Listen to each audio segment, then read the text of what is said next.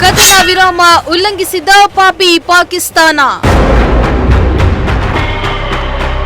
ಭಾರತೀಯ ಯೋಧರ ಒಳಿತಿಗಾಗಿ ತುಮಕೂರಿನಲ್ಲಿ ಹೋಮ.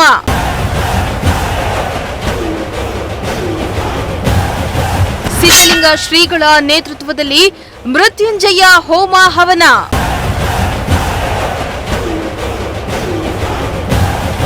ಕಳೆದ 3-4 ದಿನಗಳಿಂದ ಪಾಕಿಸ್ತಾನ ಹಾಗೂ ಭಾರತದ ನಡುವೆ ಯುದ್ಧ ನಡೀತಾ ಇದ್ದು ನಿನ್ನೆ ಸಂಜೆ 5 ಗಂಟೆಗೆ ಕದನ ವಿರಾಮ ಕೂಡ ಘೋಷಣೆಯಾಗಿತ್ತು.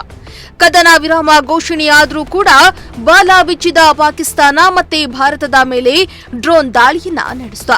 ಡ್ರೋನ್ ದಾಳಿಯಿಂದ ಭಾರತದ ರಕ್ಷಣೆಗಾಗಿ ಭಾರತ ಸೇನೆ ಕೂಡ ಪ್ರತಿ ದಾಳಿಯನ್ನ ನಡೆಸ್ತಾ ಇದೆ.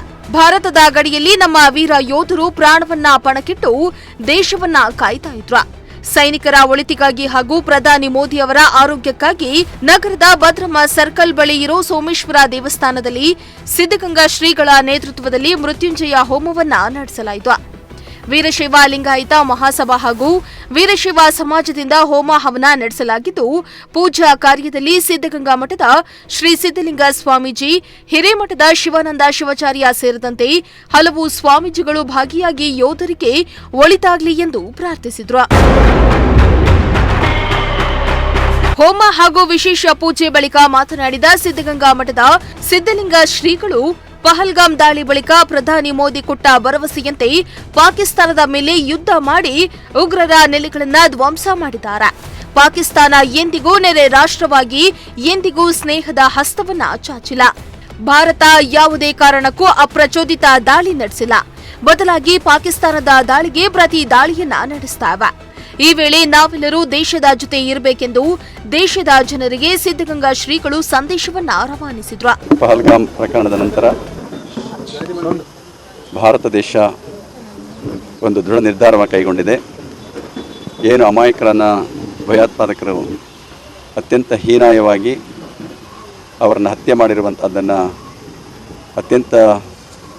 ಅದನ್ನು ಒಂದು ದೃಢ ನಿರ್ಧಾರದಂತೆ ತೆಗೆದುಕೊಂಡು ಪಾಕಿಸ್ತಾನಕ್ಕೆ ಒಂದು ಬುದ್ಧಿಯನ್ನು ಕಲಿಸಬೇಕು, ಭಯೋತ್ಪಾದನೆಯನ್ನು ನಿರುತ್ಪಾದನೆ ಮಾಡಬೇಕು, ಅದನ್ನು ಮೂಲೋತ್ಪಾಟನೆ ಮಾಡಬೇಕು ಅನ್ನುವ ಉದ್ದೇಶವನ್ನು ಇಟ್ಕೊಂಡು ಅದಾದ ನಂತರ ಪ್ರಧಾನಮಂತ್ರಿಗಳು ಒಂದು ಮಾತನ್ನು ಹೇಳ್ತಿದ್ರು.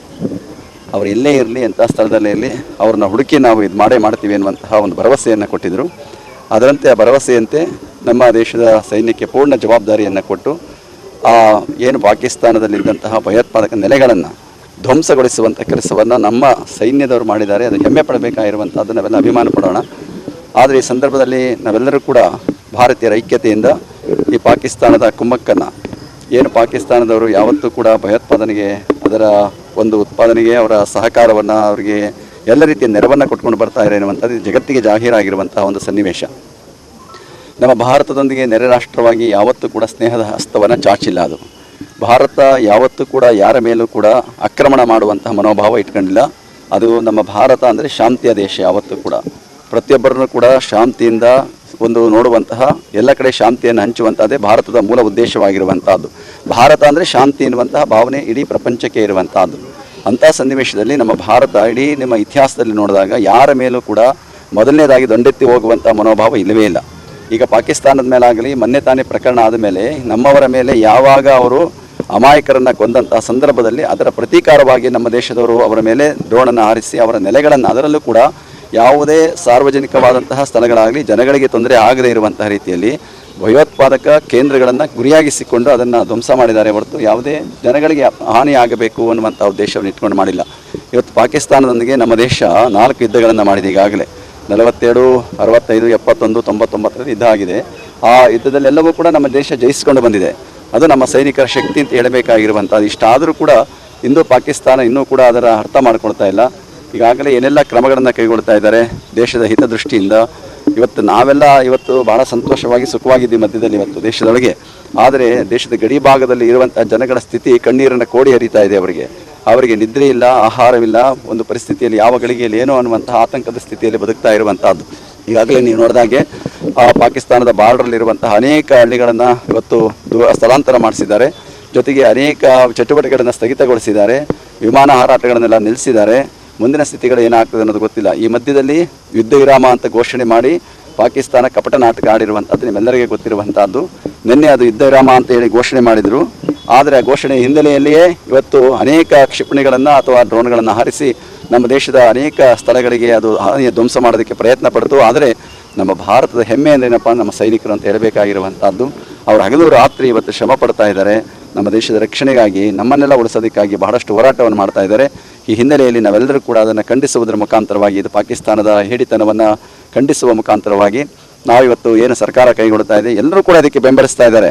ಇದು ಭಾರತೀಯರೆಲ್ಲರೂ ಕೂಡ ಬೆಂಬಲಿಸಬೇಕಾಗಿರುವಂತಹದ್ದು. ಪಕ್ಷಾತೀತವಾಗಿ, ಜಾತ್ಯತೀತವಾಗಿ, ಪ್ರದೇಶಾತೀತವಾಗಿ ಪ್ರತಿಯೊಬ್ಬ ಭಾರತೀಯರು ಕೂಡ ಇದಕ್ಕೆ ಕೈಜೋಡಿಸುವಂತಹ ಮತ್ತು ಬೆಂಬಲ ವ್ಯಕ್ತಪಡಿಸುವಂತಹ ಒಂದು ಕೆಲಸವನ್ನು ಸರ್ಕಾರ ಕೈಗೊಳ್ತಾ ಇದೆ.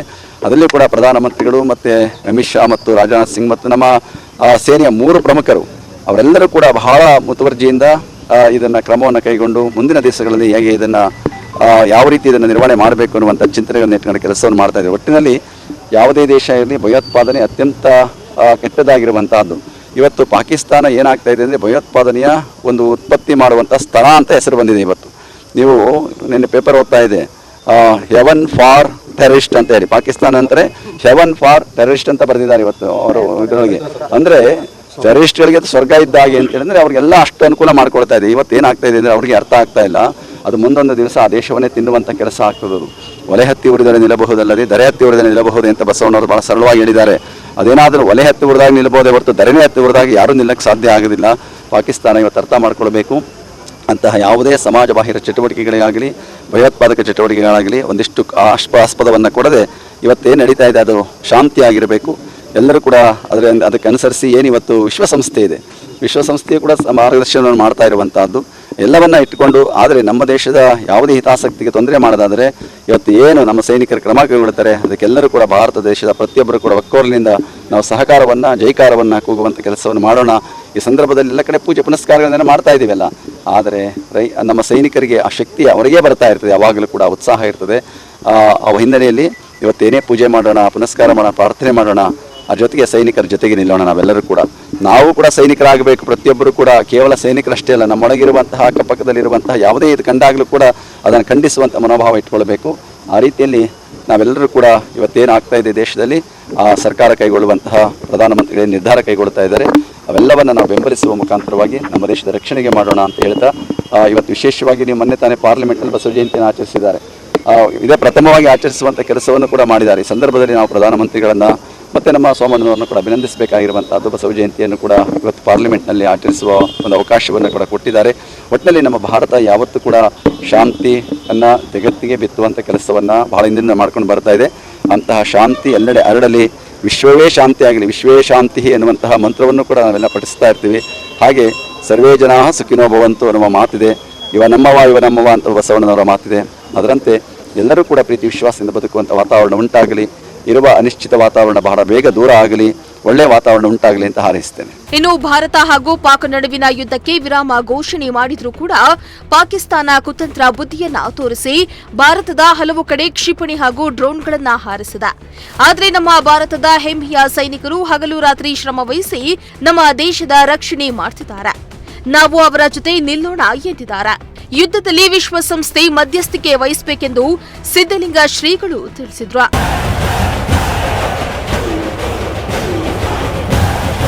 ಹಿರೇಮಠದ ಶಿವಾನಂದ ಶಿವಾಚಾರ್ಯ ಮಾತನಾಡಿ, ಪಾಕಿಸ್ತಾನ ಒಂದು ರೀತಿ ಚಟಕ್ಕೆ ಬಿದ್ದಿದೆ. ನಾವು ಈ ಒಂದು ಸಂದರ್ಭದಲ್ಲಿ ನಾವೆಲ್ಲರೂ ನಮ್ಮ ಸೈನ್ಯದ ಬಲವನ್ನ ಹೆಚ್ಚಿಸುವ ಕೆಲಸ ಮಾಡಬೇಕು. ಪಾಕಿಸ್ತಾನ ಬುದ್ಧಿ ಕಲಿಯುವ ದೇಶವೇ ಅಲ್ಲ, ಆ ದೇಶಕ್ಕೆ ವಿಶ್ವದಲ್ಲಿ ಮಾನ್ಯತೆಯೇ ಇಲ್ಲ. ಕದನ ವಿರಾಮ ಎಂಬ ಪದದ ಉಪಯೋಗ ಪಡೆದುಕೊಂಡು ತಕ್ಷಣ ದಾಳಿ ಮಾಡಿದ. ಹೀಗಾಗಿ ಪಾಕಿಸ್ತಾನಕ್ಕೆ ಭಾರತ ತಕ್ಕ ಉತ್ತರವನ್ನ ಕೊಡಲೇಬೇಕಾಗಿದೆ ಎಂದು ತಿಳಿಸಿದ್ದಾರೆ.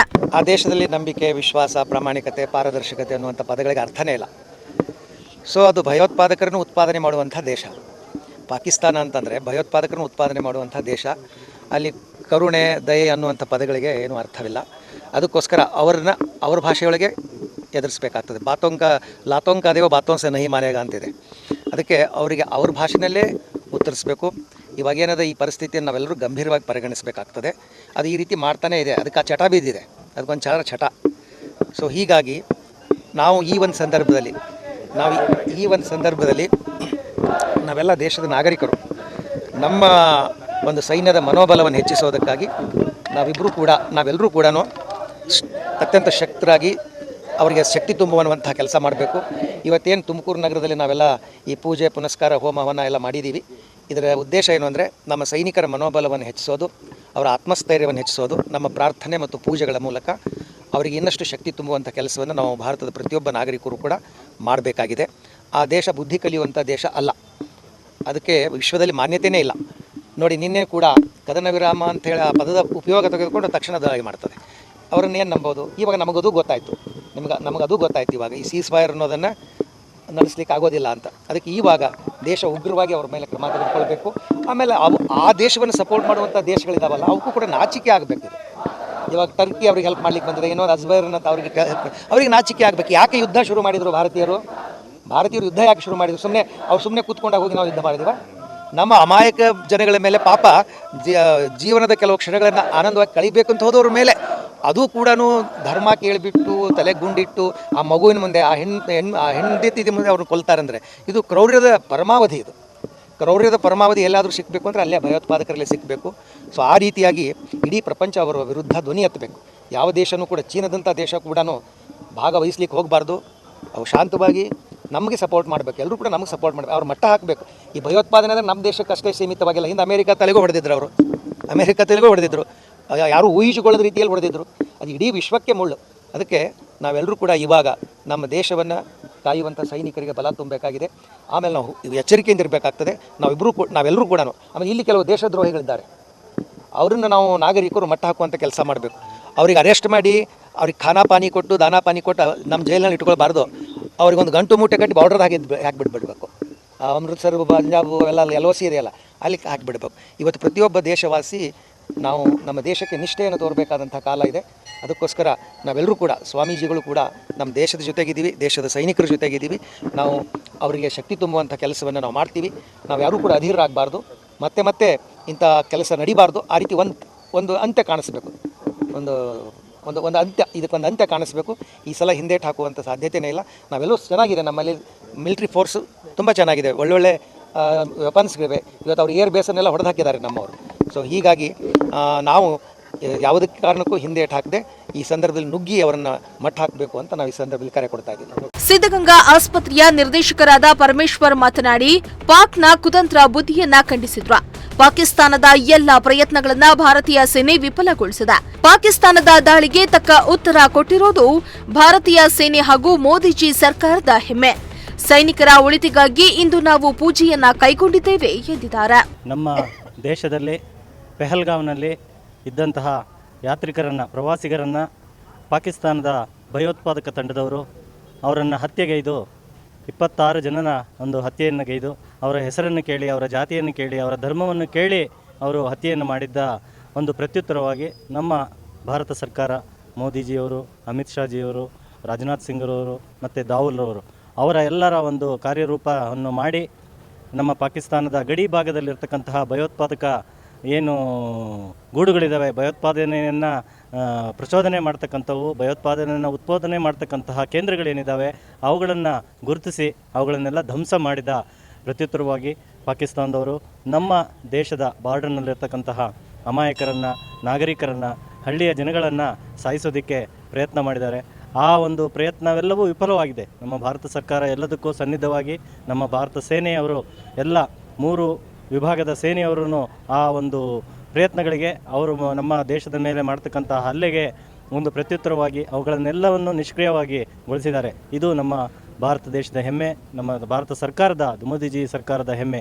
ಎಲ್ಲದಕ್ಕೂ ಮುಖ್ಯವಾಗಿ ಆ ಸೈನಿಕರು, ನಮ್ಮ ಏನು ಭಾರತ ದೇಶದ ಸೈನಿಕರೇನಿದ್ದಾರೆ ಅವರಿಗೆ ನಾವು ಶಕ್ತಿಯನ್ನು ತುಂಬಬೇಕು. ಪ್ರತಿಯೊಬ್ಬ ಭಾರತ ದೇಶದ ಪ್ರತಿಯೊಬ್ಬ ಪ್ರಜೆಗಳೂ ಅವರಿಗೆ ಒಂದು ಶಕ್ತಿಯನ್ನು ತುಂಬಬೇಕು.